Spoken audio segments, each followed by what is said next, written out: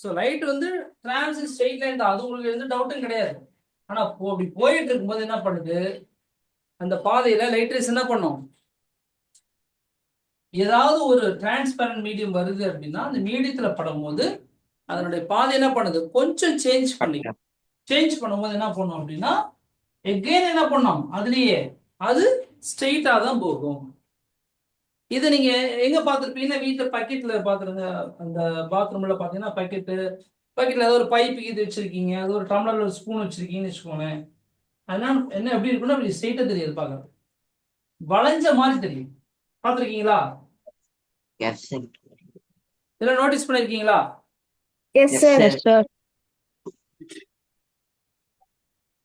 இப்படி வளைஞ்ச மாதிரி தெரியும். இதுதான் ரீஃப்ராக்ஷன். இது எப்படி வளைஞ்சிருக்கு அதே போலதான் லைட் ரேஸும் இந்த ஒரு டிரான்ஸ்பரண்ட் மீடியம். இது ஃபார் எக்ஸாம்பிள் கண்ணாடி வச்சுக்க, கிளாஸ். இப்போ நான் கிளாஸ் லேபு வந்து வச்சிருப்போம், நிறைய லேப்ல எல்லாம் போய் பார்த்தீங்கன்னா இருக்கும். கிளாஸ் லேபு, ப்ரிசம் இதெல்லாம் சொல்லலாம். இதுதான் கிளாஸ் லேப். இது கிளாஸ் லேப் ஒரு ப்ராக்டிக்கலுக்காக இது வச்சிருக்கிறோம், லேப்ல இருக்கும். இது ரெக்டாங்குலர், அதாவது கியூபாய்டல் ஷேப்ல இருக்கும். இது வந்து ப்ரிசம். லைட் ரேஸ் இதுல போகும்போது அதனுடைய பாதையை சேஞ்ச் பண்ணி இப்போ எழுதி பாருங்க. என்னுடைய ஸ்பெக்ஸ் வழியே பாத்தீங்க, இதுல பாருங்க, அங்க எழுதிருக்கிறதுக்கு நேரா பாத்தீங்கன்னா உங்களுக்கு இப்ப எக்ஸாக்ட் ஸ்ட்ரெயிட்டா இருந்துச்சுன்னா உங்களுக்கு பெரிய மாற்றம் தெரியாது. இது நீங்க கிராஸா இருந்துச்சுன்னு வச்சுக்கோங்களேன், உங்களுக்கு மாற்றம் தெரியும். அதோட லொகேஷன்ல கொஞ்சம் மாறும். அந்த ஏற மார்க்கே தெரியுதுங்களா? Yes sir.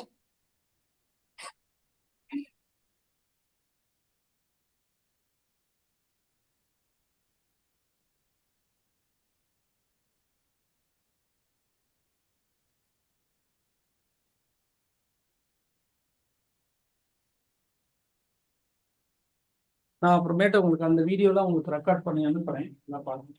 சரி, இப்போ இந்த லைட் ரேஸ் வந்து ஒரு மீடியத்துல இருந்து ஒரு மீடியம். அப்போ ஒரு மீடியம் என்னங்க, இந்த ஏர்ல தான் நம்ம இருக்கோம். இப்போ ஏருங்கிறது ஒரு மீடியம், கிளாஸ் அப்படிங்கிறது அனதர் மீடியம்.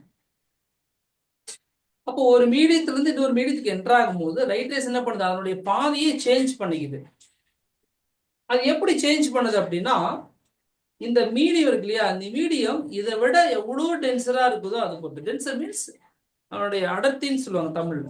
இப்போ நீங்க கார் ஹைவேஸ்ல போகும்போது எப்படி போயிட்டு இருக்கோம், ஸ்பீடா ஸ்ட்ரெயிட்டா போயிட்டே இருக்கும்.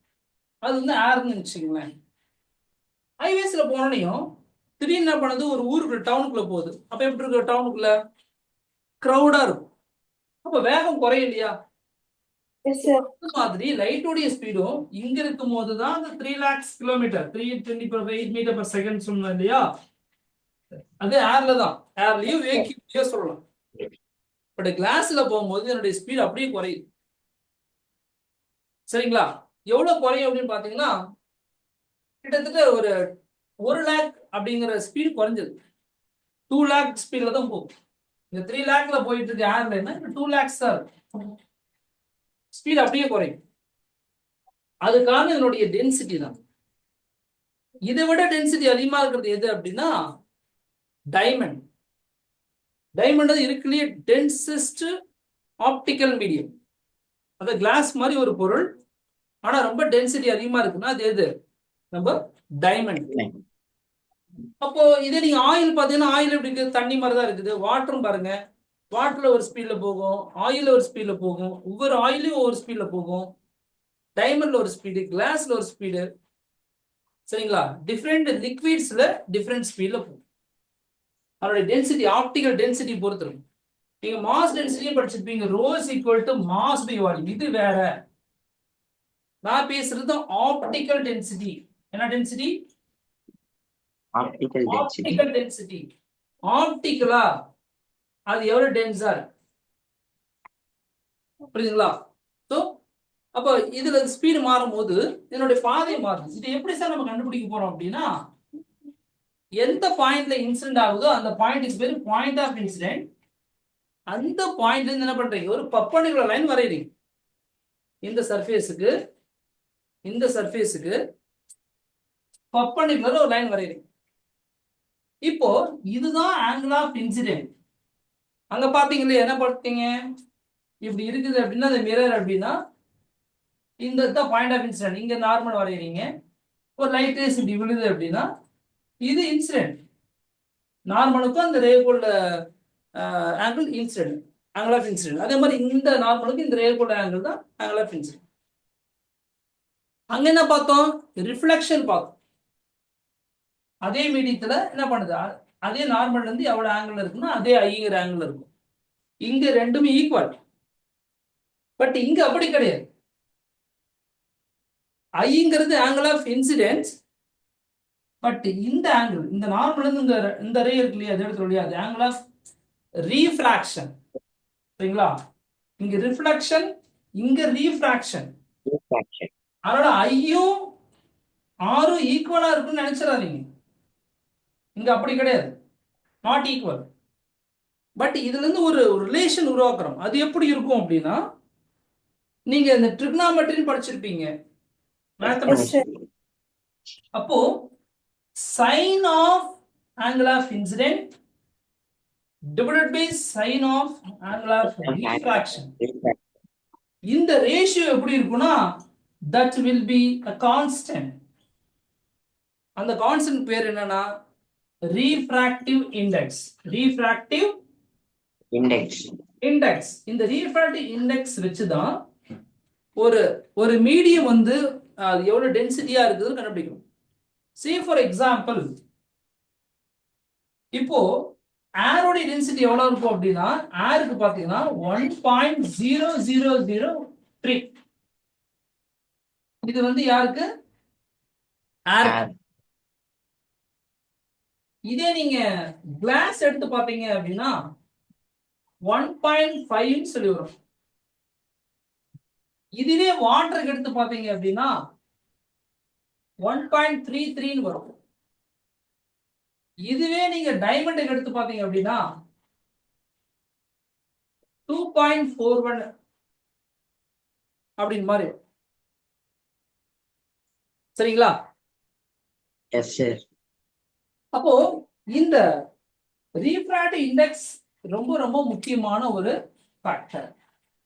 இதை வச்சுதான் ஒரு ஒரு ஒரு ஆப்ஜெக்ட் வந்து எவ்வளவு, அதாவது ஒரு ஆப்ஜெக்ட் வந்து எவ்வளவு டென்சிட்டியா இருக்கு, ஆப்டிகலா டென்ஸா இருக்குங்கிறது கண்டுபிடிக்கும். 2.42 வரும்.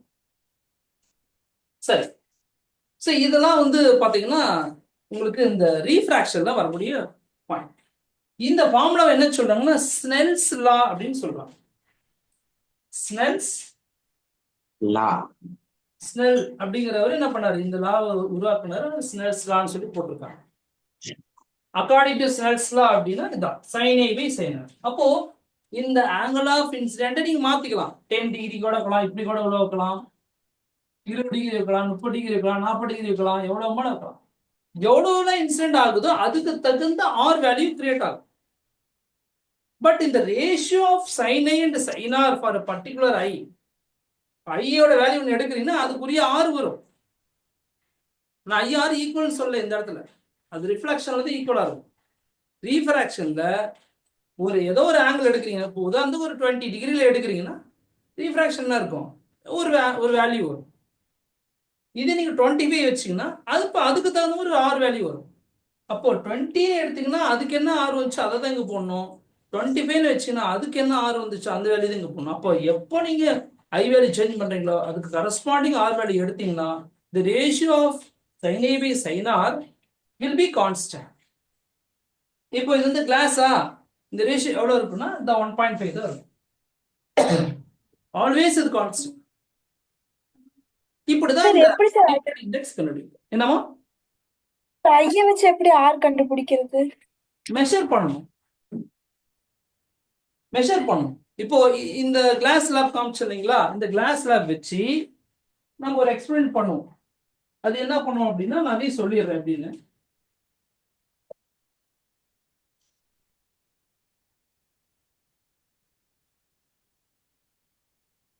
இப்போ நீங்க இந்த போர்டு வந்து ஒரு டேபிளா இங்க கன்சிடர் பண்ணிக்கங்க.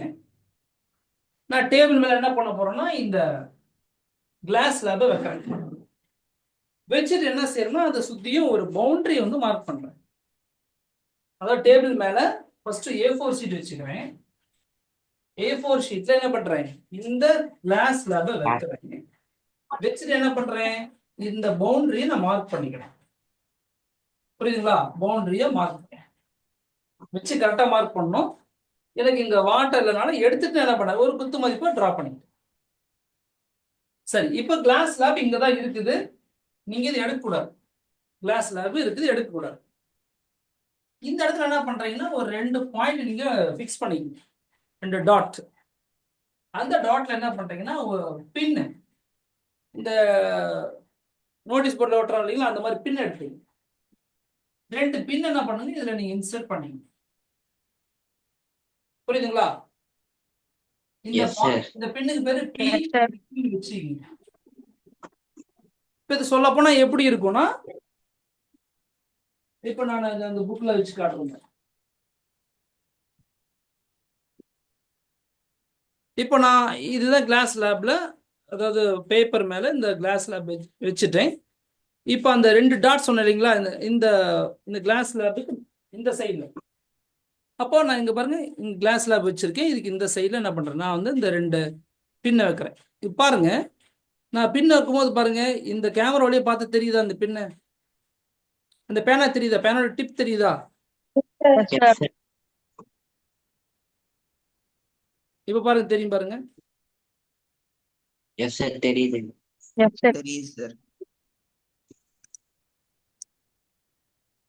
தெரியுதா? அப்போ நான் இங்க வைக்கிறேன்னா அப்படி நேரம் தெரியாது. நான் வைக்கிற இடம் வேற, அது தெரியுறது வேற. நீ பார்த்தீங்கன்னா தெரியும், அந்த பேனாவுக்கும் இதுவும் வித்தியாசம் தெரியுதா? பேனா ஒரிஜினல் பேனாவும் அந்த மார்க்கருக்கும் கொஞ்சம் கேப் தெரியுதா? அப்போ நீங்க இந்த டாட் வழியா, இந்த பின்னு வழியா நீங்க பார்க்கும்போது இந்த இடத்துல தெரியும், இந்த சைட்ல அந்த பேனா தெரியும். அப்ப அந்த இடத்துல என்ன பண்ணுங்க, இது ரெண்டும் ஸ்ட்ரெயிட்டா எங்க தெரியுதுன்னு பார்த்து அதுக்கு நேரம் ஒரு இன்னொரு பின்னு கொண்டு போய் வைங்க. மொத்தம் 4 பின்னு கையில எடுத்தீங்க, மூடி வச்சிருங்க.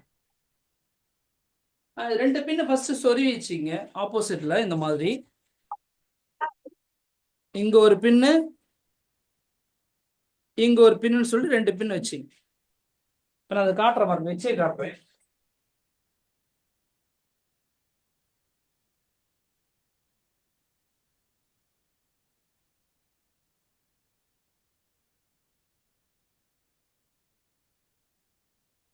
இப்ப நான் 2 பின் வச்சுட்டேன். இது வந்து பின்னுக்கு பதிலாக என்ன பண்றேன், மார்க்கர் வச்சிருக்கேன். இப்ப இது 2 பின்னு தெரியுதா உங்களுக்கு? தனித்தனி தெரியுதா? ஒன்னா சேர்ற இடம் எங்கன்னு பார்க்கணும், நோட் பண்ணணும். 2 பின்னும் ஒன்னா உங்களுக்கு எங்க தெரியுதுன்னு பார்க்கணும். தெரியுதா? Yes sir. இப்போதான் 2 பின்னும் ஒன்னா கோயின்சைட் ஆகிக்கிற டைம். அந்த இமேஜ் கிளாஸ் வழியே பாருங்க, ஒரிஜினல் பென் பார்க்காதீங்க. கிளாஸ் வழியே தெரியுற இடம் வேற இடம் இருக்கா? தள்ளி இருக்கா இல்லையா? பேனா பாரு, இங்க வச்சிருக்கேன், பேனா இருக்கிற இடம் வேற, பட் அந்த இமேஜ் தெரியுது, தள்ளி தெரியுதா இல்லையா? Yes sir. 2 சென்டிமீட்டர் தள்ளி தெரியுது. அப்ப நான் என்ன பண்றேன், அதை தான் இங்க நோட் பண்றேன். அப்போ இது வழியா பார்க்கும்போது உங்களுக்கு எப்படி தெரியும்னா, கொஞ்சம் தள்ளி தெரியும். இதுக்கு நேரா தெரியாது, இந்த இடத்துல தெரியும். ஸ்ட்ரெயிட்டா இருக்கு பாத்தீங்களா, இப்படி தெரியாது, கொஞ்சம் தள்ளி தான் தெரியும். அப்போ அதுக்கு நேரம் ஒரு பின்னு ஃபிக்ஸ் பண்ணிக்கங்க. அதுக்கப்புறம் அதே லைன்ல இன்னொரு பின்னு ஃபிக்ஸ் பண்ணிக்கங்க. புரியுதா? இப்ப நான் வச்ச இல்லையா 2 பின், அந்த 2 பின்னுக்கு நேரா தெரியிற இடத்துல 3வது பின்னை நீங்க வைக்கணும்.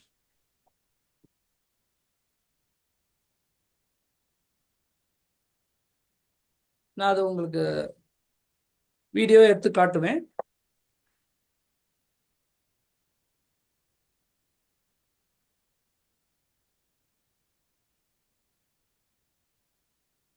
தெரியுதா? இமேஜ் எங்க இருக்கு தெரியுதா? இப்ப அதுக்கு நேரா நான் என்ன பண்ணணும், அந்த பேனா வந்து எடுத்து இன்னொரு பேனா வைக்கணும். சரியா? Yes sir. சொல்ல போனா எங்க இங்க தெரியுது பாருங்க, எஸ் சார். இந்த இடத்துல இருக்கும். கரெக்டா இல்லையா? அப்போ இந்த கிளாஸ் லேபுக்கு இந்த சைட்ல 2, அதுக்கு நேரா இந்த பக்கம் 2. அப்படி வைக்கும்போது எப்படின்னு பாத்தீங்கன்னா, இது இப்போ இது 2த்தையும் கனெக்ட் பண்ணிக்கிறோம். இப்போ இது 2த்தையும் கனெக்ட் பண்ணி இப்படி ஜாயின் பண்ணிக்கிறோம். இந்த டாட் ரெண்டு ஜாயின் பண்ணும்போது ஸ்ட்ரெயிட் லைன் போடுவோம். இப்போ நமக்கு இமேஜ் எப்படி தெரிஞ்சு அப்படின்னா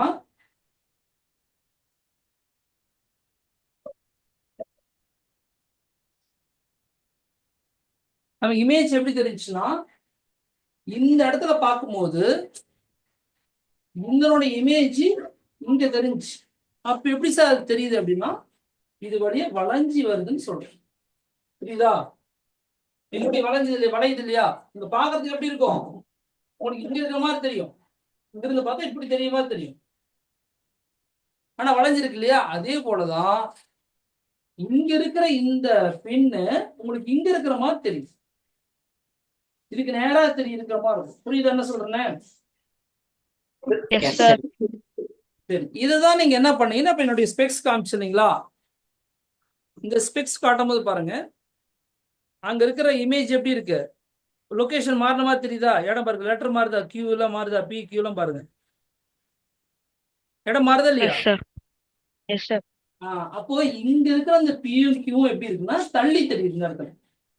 அப்போ ஒரிஜினலா இங்க வர வேண்டிய இந்த பி கியூ இந்த லைன் இந்த ரெண்டு பின் இங்க வர வேண்டியது, ஆனா எங்க தெரியுது? இங்க தெரியுது.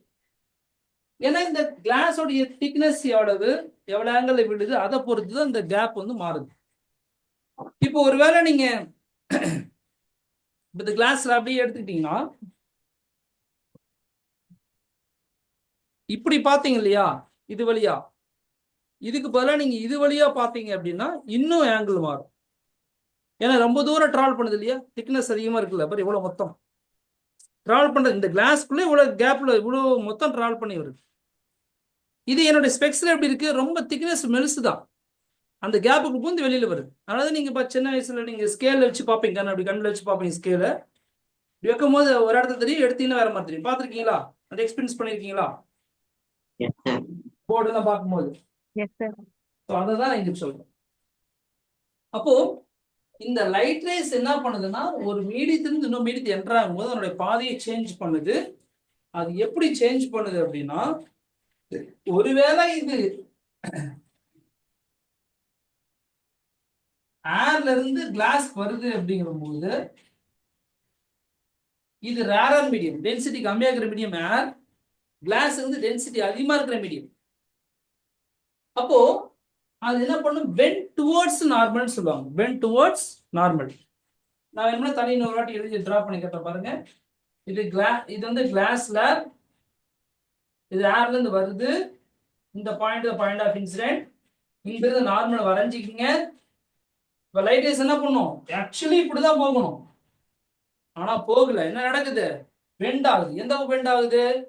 இந்த பக்கம். எந்த பக்கம் பாத்தீங்கன்னா இந்த பக்கம் தான். ஏன்னா இது டென்சிட்டி கம்மியான மீடியம், இது டென்சிட்டி அதிகமான மீடியம். இப்போ இதுதான் நார்மல், இதை நோக்கி திரும்ப இப்படி போறது என்ன ஆயிடுச்சு?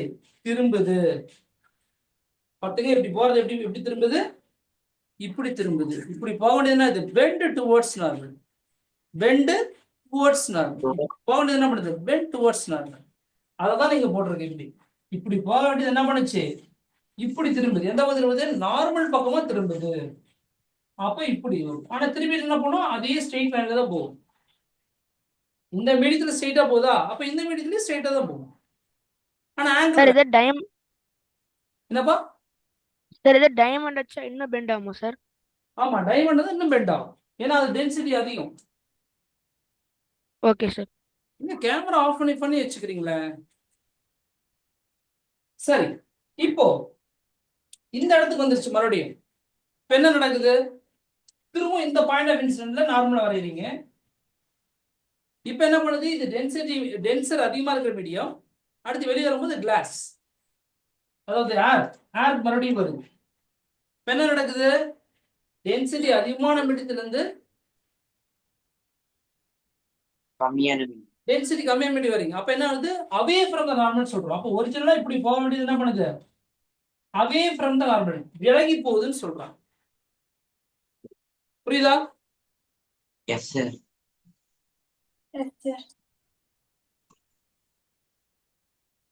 அப்போ அததான் இங்க போட்டிருக்கேன். ஃபர்ஸ்ட் பெண்ட் ஆகுது, உள்நோக்கி நார்மல் நோக்கி பெண்ட் ஆகுது. அடுத்து நார்மல் என்ன பண்ணுது? விலகி போகுது, அவே ஃப்ரம் த நார்மல். அப்போ ஒரு பாடியில அதாவது ஒரு டென்சர் மீடியத்துல இருந்து ரேர மீடியத்துக்கு வரும்போது அவே ஃப்ரம் த நார்மல் விட்டு விலகி போகுது. இப்படி இருக்க வேண்டியது என்ன பண்ணுது, திரும்பி இப்படி போகுது. சரிங்களா?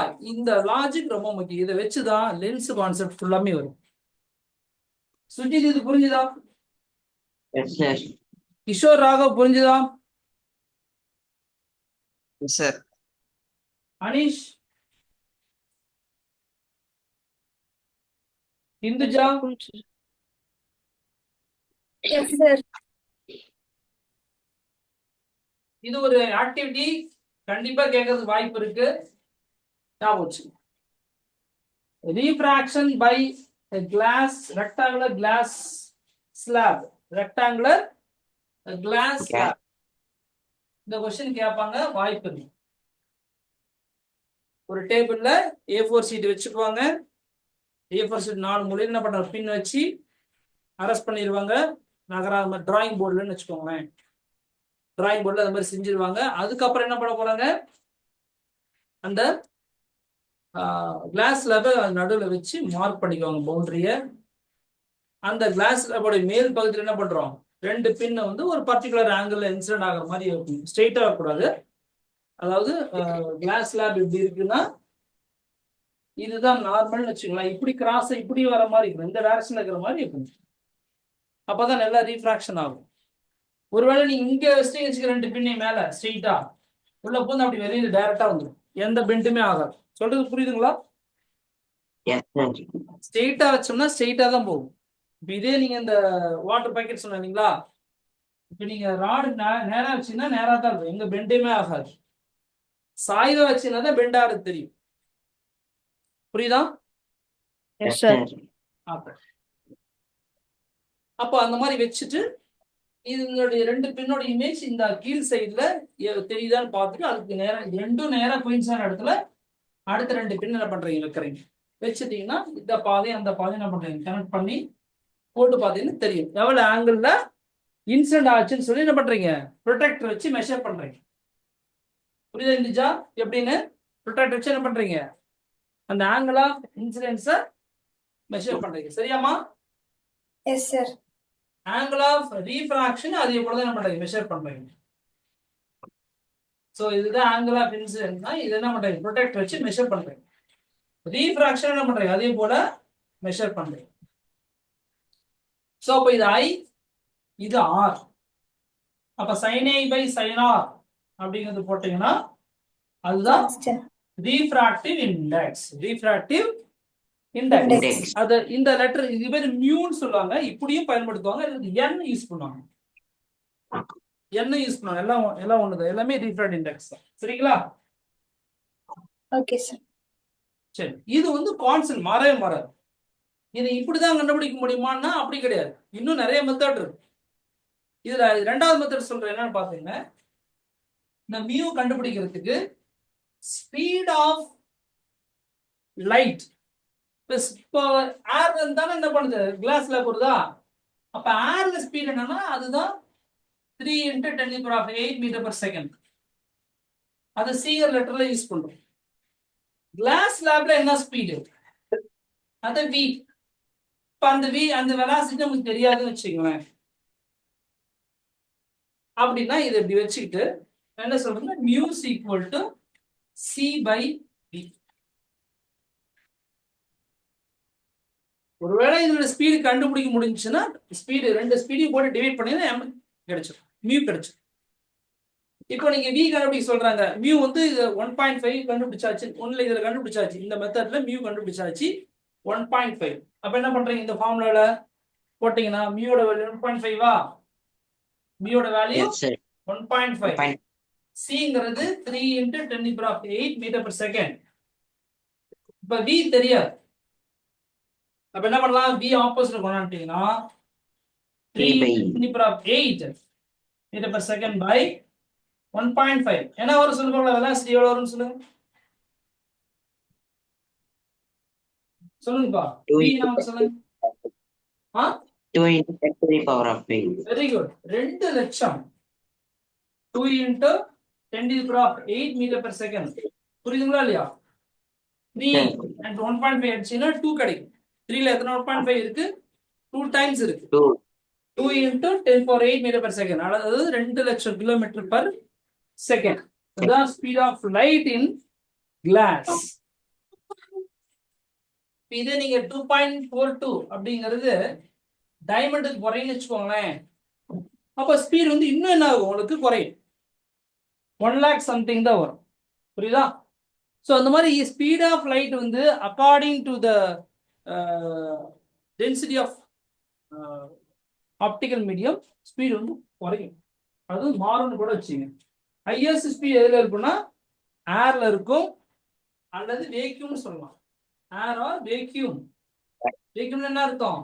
வெற்று இடம், எதுவுமே இல்லாத ஸ்பேஸ்ல இருக்கு இல்லையா? நம்ம எர்த்துக்கு மேல போயிட்டு ஸ்பேஸ் இருக்கு இல்லையா? அதுதான் வேக்யூம். அதுலயும் ஏர்லயும் ஆல்மோஸ்ட் சேம் ஸ்பீட் தான். புரியுதுங்களா? உங்களுக்கு ஹையஸ்ட் ஸ்பீட் எதுல போகும்னா ஏர்லி வேக்யூம்ல தான். லோயஸ்ட் ஸ்பீடு எதுல போகும் அப்படின்னா டைமண்ட்ல போகும். சரிங்களா? Okay. புரியுதா? Yes, sir. Yes sir. Right. என்னெல்லாம் டிஸ்கஸ் பண்ண நோட் பண்ணுங்க பார்க்கலாம். நோட் பண்ணுங்க.